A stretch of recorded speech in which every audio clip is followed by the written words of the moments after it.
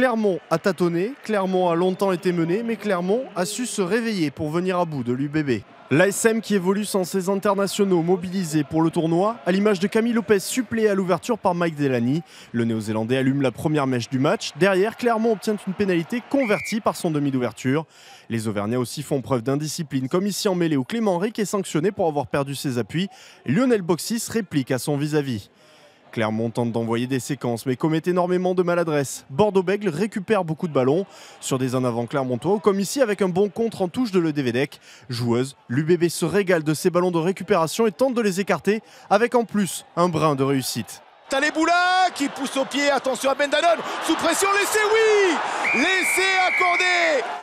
Bordeaux se nourrit des fautes clermontoises. Un contre en touche, une faute de main d'Aben Danone et Spence fête sa première titularisation en top 14 avec un essai.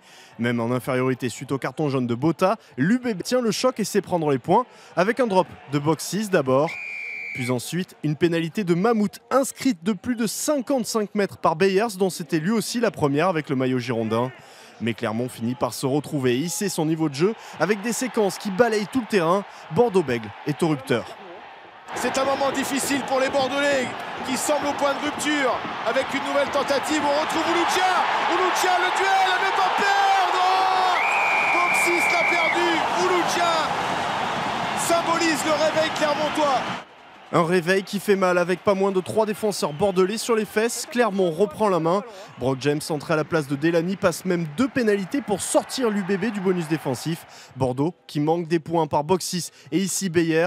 Clermont s'impose 31-23 et prend seul les commandes du top 14. Pour Bordeaux-Bègles, c'est une défaite à 0 points, un sérieux coup de frein dans la course à la qualification après la défaite à domicile de samedi dernier.